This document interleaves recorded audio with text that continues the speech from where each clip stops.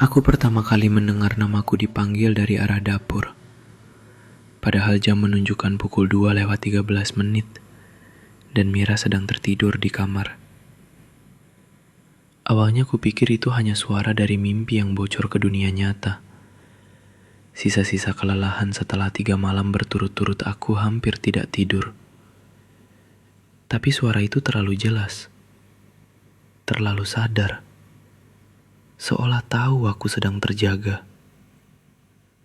Ra, pelan, serak, seperti pita kaset lama yang diputar ulang. Aku berdiri dari sofa, jantung berdebar dengan rasa malu karena takut pada sesuatu yang bahkan belum tentu ada. Dapur gelap, lampu kulkas menjadi satu-satunya sumber cahaya, memantulkan bayanganku di lantai keramik, panjang, kurus, dan tampak lebih tua dari yang seharusnya. Aku sempat berpikir, sejak kapan aku kelihatan setua itu? Aku menyebut nama Mira, setengah berteriak, setengah berharap suara tadi hanya imajinasiku. Tidak ada jawaban, hanya bunyi jam dinding yang berdetak terlalu keras, seperti sengaja ingin mengingatkanku bahwa waktu tetap berjalan, meski aku berhenti. Saat itulah aku melihatnya. Di ujung lorong kecil menuju gudang, ada sosok berdiri membelakangi aku. Tubuhnya condong, seperti seseorang yang kelelahan menahan berat hidupnya sendiri. "Mas," katanya lagi. Kali ini lebih dekat. Dan anehnya, bukan ketakutan yang pertama kali kurasakan, melainkan keakraban. Seperti mendengar suara sendiri di rekaman lama. Aku ingin berteriak, tapi mulutku kering. Kakiku terasa bukan milikku. Sosok itu perlahan menoleh, dan meski wajahnya masih tertutup bayangan, aku bisa merasakan matanya menatap tepat ke arahku. "Raka," katanya jelas. Bukan dengan ancaman, bukan dengan amarah, tapi dengan nada seseorang yang sudah terlalu lama hidup dengan namaku. Aku tidak langsung lari. Itu bagian yang paling menggangguku setelahnya. Kenapa aku diam? Seolah tubuhku tahu bahwa berlari tidak akan menyelesaikan apapun. Sosok itu berdiri di ujung lorong, tidak bergerak, hanya menatap. Cahaya kulkas memantul samar di kulit wajahnya yang pucat. Ada luka tipis di dekat pelipisnya, seperti bekas jahitan lama. Aku refleks menyentuh kepalaku sendiri. Tempat yang sama. Bekas kecelakaan motor 5 tahun lalu. "Siapa kamu?" tanyaku. Suaraku terdengar asing, terlalu tinggi, terlalu rapuh. Dia tersenyum kecil. Senyum orang yang tahu jawabannya, tapi lelah menjelaskan. "Kamu selalu nanya itu," katanya. Kalimatnya membuat dadaku mengencang. Selalu. Seolah ini bukan pertama kalinya kami bertemu. Langkahnya maju 1. Aku mundur 2. Punggungku membentur dinding. Dinginnya menembus kaos tipis. Bau logam, seperti darah kering, tercium samar, bercampur dengan bau rumah sendiri yang tiba-tiba terasa asing. "Jangan ke gudang besok malam," katanya pelan. "Kamu gak pernah dengar, tapi aku selalu bilang itu." Aku menggeleng cepat. "Aku gak punya gudang." Dia tertawa pendek, pahit. "Belum."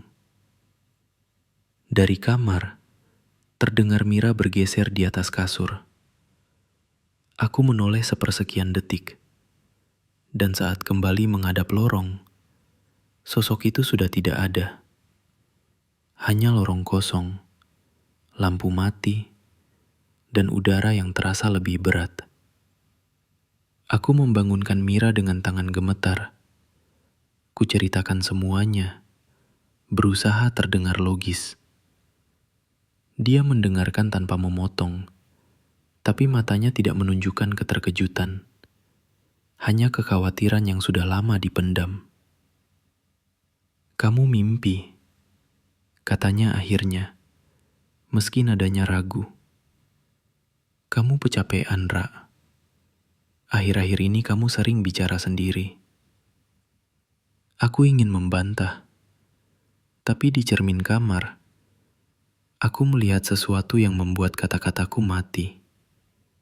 Di pelipisku, kulit terasa perih, dan ada bekas luka yang belum ada kemarin. Pagi datang tanpa rasa lega. Matahari masuk dari sela gorden, tapi dinginnya malam masih tertinggal di kulitku. Bekas luka di pelipis masih ada. Lebih jelas sekarang. Kemerahan seperti baru dijahit. Aku tidak ingat melukai diriku. Di kamar mandi, aku berdiri lama di depan cermin. Wajahku sama, tapi ada sesuatu yang bergeser. Garis halus di sekitar mata terasa lebih dalam. Aku terlihat lelah karena waktu, bukan karena kurang tidur. Aku berangkat kerja lebih awal, berharap rutinitas bisa mengembalikan logika. Di halte, seorang anak kecil menatapku lama. Terlalu lama. "Om pernah kesini besok?" katanya tiba-tiba. Ibunya langsung menarik tangannya, minta maaf, seolah sudah tahu anaknya akan mengatakan hal aneh itu. Di kantor, aku membuka laptop dan menemukan folder bernama catatan di desktop. Aku tidak ingat membuatnya. Isinya hanya satu file dokumen. Tanggal pembuatannya besok. Aku membukanya dengan jari gemetar. Isinya pendek. "Kalau kamu baca ini dan masih hidup, berarti aku gagal lagi." Aku menutup laptop terlalu keras, menarik perhatian rekan kerja. Dadaku sesak oleh perasaan dikenali oleh sesuatu yang belum terjadi. Sepulang kerja, aku melewati gang belakang rumah. Di sana, berdiri bangunan kecil yang belum pernah kulihat sebelumnya. Gudang tua, pintunya setengah lapuk. Jantungku berdebar. "Belum," katanya. Tapi sekarang ada. Pak Sumarno menyapaku dari terasnya. "Kamu kelihatan capek, Ra. Jangan lama-lama di belakang. Tempat itu nggak baik kalau terlalu sering didatangi." "Bapak tahu soal gudang itu?" Dia tersenyum tipis. "Tahu, kamu yang bangun." Malam turun dengan cepat. Saat aku mematikan lampu ruang tamu, refleksi di kaca jendela tidak bergerak bersamaan denganku. Ia tertinggal 1 detik, lalu tersenyum. Di balik kaca, aku melihat diriku sendiri. Lebih tua, lebih rusak. Bibirnya bergerak tanpa suara. Tapi aku tahu persis apa yang dia katakan. Aku datang terlalu cepat kali ini. Aku mengunci pintu gudang dengan gembok baru. 3 lapis. Logamnya dingin di tangan, memberi rasa aman palsu.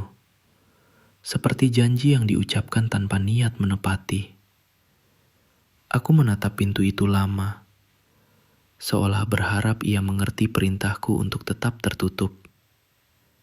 Malamnya, Aku bermimpi berada di lorong rumah sendiri, tapi lebih panjang, lebih sempit. Di ujungnya aku berdiri, bukan aku yang sekarang, tapi versi yang kulitnya lebih kusam dan matanya kosong. Jangan ulangi, katanya. Apa? Semua. Aku terbangun dengan dada basah oleh keringat. Mira memelukku dari belakang. Napasnya hangat di tengkukku. Untuk sesaat, aku ingin percaya bahwa cinta cukup untuk mematahkan apapun. Tapi bahkan dalam pelukan itu, aku merasa terlambat. Keesokan harinya aku bolos kerja, menghabiskan waktu mencari cara rasional. Dokter, psikolog, artikel tentang halusinasi stres. Semua masuk akal, sampai aku menemukan catatan medis lama. Cedera kepala berat, prognosis, gangguan persepsi waktu. Tanggalnya 3 tahun dari sekarang. Aku mendatangi Pak Sumarno malam itu. Rumahnya gelap, hanya lampu teras menyala. Kalau saya bilang semua ini salah, kataku. Kalau saya nggak mau jadi seperti itu. Dia menatapku lama, seperti menatap orang yang sudah memilih. Kamu selalu datang dengan pertanyaan yang sama, katanya pelan, dan selalu pergi dengan keputusan yang sama. Keputusan apa? Pak Sumarno tidak menjawab. Ia hanya menunjuk ke arah gudang. Gemboknya sudah terbuka, terlepas rapi, seperti dibuka oleh tangan yang tahu persis caranya. Aku masuk dengan senter. Di dalam ada kursi, meja kecil, dan dinding penuh coretan tanggal. Semua tanggal berbeda, tapi satu kalimat diulang berkali-kali. Datang lebih awal. Ubah hasilnya. Di meja ada jaket lusuh, jaketku, yang hilang bertahun-tahun lalu. Di sakunya, ponsel mati dengan casing retak. Saat layar menyala, satu video terbuka otomatis. Isinya aku, lebih tua, lebih hancur. Kalau kamu nonton ini, katanya ke kamera, berarti kamu masih percaya bisa kabur. Aku juga dulu begitu. Dari belakang, suara serak itu muncul lagi, dekat sekali dengan telingaku. Sekarang giliran kamu belajar, katanya. Dan untuk pertama kalinya, aku sadar. Aku tidak sedang dikejar. Aku sedang disiapkan. Aku mulai menghindari Mira. Bukan karena tidak cinta, tapi karena setiap kali menatap wajahnya, aku melihat bayangan kehilangan yang belum terjadi. Lebih mudah menjauh daripada menjelaskan sesuatu yang bahkan aku sendiri belum mengerti. Aku kembali ke gudang hampir setiap malam. Bukan lagi untuk mencari jawaban, tapi mencocokkan. Coretan di dinding bertambah. Tanggal-tanggal yang mulai terasa familiar. Aku sadar dengan ngeri. Tulisan tanganku berubah. Lebih gemetar. Lebih tua. Suatu malam aku menemukan luka baru di lengan kiriku. Panjang, rapi, bekas sayatan. Aku muntah di sudut gudang, menyadari aku sedang membaca tubuhku sendiri seperti buku yang ditulis dari masa depan. Ini bagian yang kamu benci. Suara itu muncul tanpa wujud. Saat kamu sadar, tapi tetap lanjut. Aku bisa berhenti, kataku. Dia tertawa pelan. Aku juga pernah bilang itu. Mira mulai menangis tanpa sebab yang jelas. Ia bilang aku berubah. Lebih dingin, lebih pendiam, seperti orang yang sudah berpamitan tapi belum pergi. Aku hampir mengatakan semuanya, tapi kalimat itu mati sebelum lahir. Aku tahu versi masa depanku tidak pernah mengaku. Di cermin kamar mandi, refleksiku mulai terlambat 2 detik. Kadang lebih, kadang ia bergerak sendiri. Wajah itu kini jelas. Wajahku, tapi dengan kerutan yang belum waktunya ada. Aku bermimpi tentang kecelakaan. Motor tergelincir di tikungan basah. Suara tulang retak, darah hangat di aspal. Mimpi itu terasa seperti ingatan yang menunggu giliran. Saat terbangun, aku sudah menuliskan sesuatu di ponsel tanpa sadar. Besok malam, jangan biarkan dia masuk. Aku menatap kalimat itu lama, sampai sadar dengan ngeri. Aku tidak tahu siapa dia. Dari sudut kamar, suara itu berbisik lembut, hampir iba. Sekarang kamu mengerti kenapa aku datang lebih awal. Dan di detik itu, aku tahu prosesnya sudah dimulai. Dan aku tidak lagi berdiri di sisi yang sama dengan diriku sendiri. Aku akhirnya membaca semua catatan di gudang. Tidak sekaligus, tubuhku menolak. Tapi cukup untuk memahami polanya. Setiap kegagalan ditandai tanggal. Malam itu, Mira mengemasi tas kecil.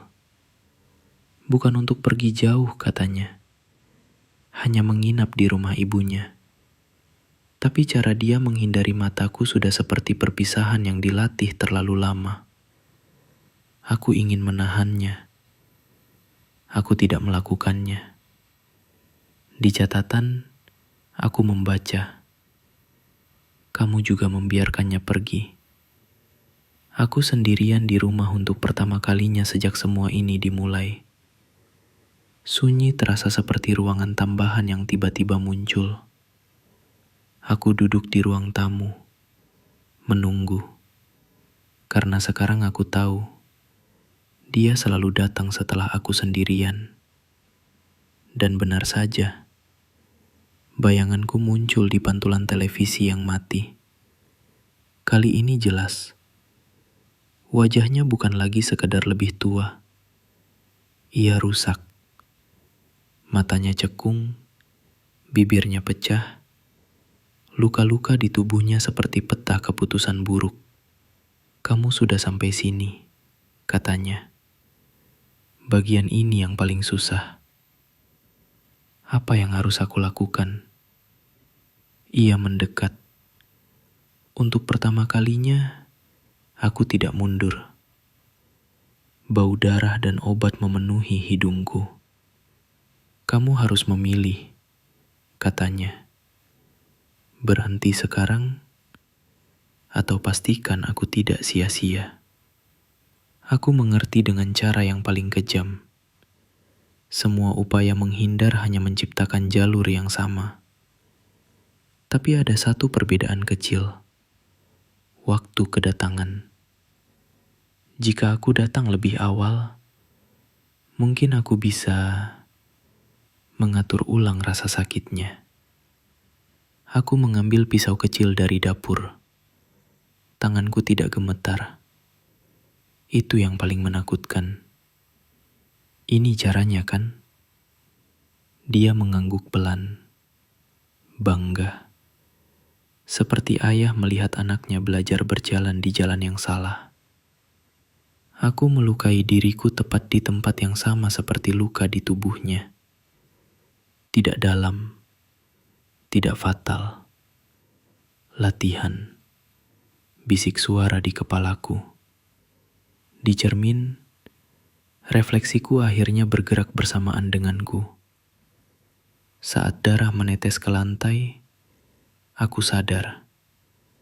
Aku tidak sedang berubah menjadi dia. Aku sedang memastikan dia akan ada. Dan untuk pertama kalinya sejak semua ini dimulai, suara itu tidak terdengar lagi. Karena sekarang, aku sudah tahu apa yang harus dikatakan pada diriku sendiri nanti. Gudang itu kini terasa berbeda. Bukan lagi tempat terlarang, tapi ruang tunggu. Aku membersihkan darah di lantai dengan tenang, seperti seseorang yang tahu ini bukan pertama kalinya ia melakukan hal yang sama, meski ingatanku bersikeras menyangkalnya. Aku menemukan satu catatan terakhir yang belum kubaca. Kertasnya lebih bersih dari yang lain, seolah ditulis oleh tangan yang masih berharap. Kalau kamu sampai sejauh ini, berarti kamu sudah siap bohong pada dirimu sendiri. Mira menelepon malam itu. Suaranya terdengar ringan, tapi jeda di antara kalimatnya penuh kehati-hatian. Aku pulang besok, katanya. Aku menutup mata. Di catatan tertulis, dia akan kembali. Kamu akan pura-pura normal. Aku menjawab dengan nada yang sudah kulatih sejak lama.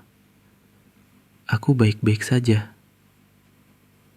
Malam berikutnya, aku menunggu di depan cermin. Tidak ada refleksi yang terlambat. Tidak ada suara. Tapi aku tahu dia akan datang. Bukan dari luar, melainkan dari dalam. Saat akhirnya sosok itu muncul di ujung lorong, aku tidak lagi terkejut. Aku melihatnya seperti melihat foto lama. Aku mengenalnya, dan aku tahu bagaimana ceritanya berakhir. Kamu datang tepat waktu, katanya. Tidak, jawabku pelan. Aku datang lebih awal. Ia tersenyum. Senyum yang dulu selalu membuatku takut, sekarang terasa seperti warisan. Aku mengambil jaket lusuh itu dan memakaikannya padanya. Tanganku otomatis menepuk sakunya, memastikan ponsel ada di sana. Semua detail kecil yang dulu kupelajari dengan ngeri, kini kulakukan dengan teliti. Besok, kataku padanya, kamu akan muncul di dapur. Jangan terlalu dekat. Sebut namaku pelan. Aku akan dengar. Ia mengangguk, seperti murid yang akhirnya paham pelajaran paling kejam. Saat ia melangkah pergi ke arah gelap, aku merasakan sesuatu yang belum pernah kurasakan sejak cerita ini dimulai. Kelegaan. Bukan karena selamat, tapi karena akhirnya aku tahu aku dibutuhkan untuk membuat semua ini terjadi. Aku berdiri di depan pintu gudang saat fajar hampir menyentuh langit. Udara pagi dingin, dan jujur, tidak seperti aku. Di dalam jaket lusuh yang kupakai sekarang, ponsel terasa berat di saku. Aku tahu apa isinya. Aku tahu kapan aku akan menontonnya.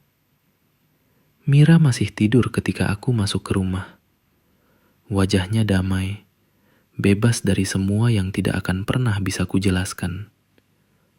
Aku menatapnya lama, mencoba mengingat versi diriku yang dulu percaya bahwa cinta cukup untuk menghentikan waktu. Aku tidak membangunkannya. Di catatan terakhir tertulis singkat, kalau kamu pamit, kamu akan ragu. Aku tidak mau ragu lagi. Malam datang seperti yang sudah dijanjikan. Jam menunjukkan pukul 2:13. Aku berdiri di dapur, memastikan lampu mati, membiarkan cahaya kulkas menjadi satu-satunya saksi. Aku menarik napas, menyiapkan suara. Ra, aku mengucapkannya pelan, serak, persis seperti dulu. Seperti suara yang terlalu lama disimpan di tenggorokan. Aku melangkah ke ujung lorong, membiarkan tubuhku condong ke depan. Posisi yang paling melelahkan, tapi paling meyakinkan. Aku tahu dari sudut mana dia akan melihatku. Aku tahu bagaimana bayanganku akan jatuh di lantai. Saat aku menyebut namanya lengkap, aku merasakan getaran di udara. Ketakutan yang dulu memenuhi dadaku kini terasa asing, karena ketakutan itu bukan milikku lagi. Itu miliknya, versiku yang lebih muda. Aku menatapnya. Aku melihat diriku sendiri, berdiri kaku, mencoba terlihat berani di rumah yang tiba-tiba terasa salah. Dan untuk sesaat, aku ingin memperingatkannya. Aku tidak melakukannya. Karena beberapa cerita tidak diciptakan untuk diubah. Beberapa hanya butuh dijalankan. Dan saat aku membuka mulut untuk pertama kalinya malam itu, aku tahu persis kalimat apa yang harus kuucapkan. Kalimat yang akan memulai semuanya lagi.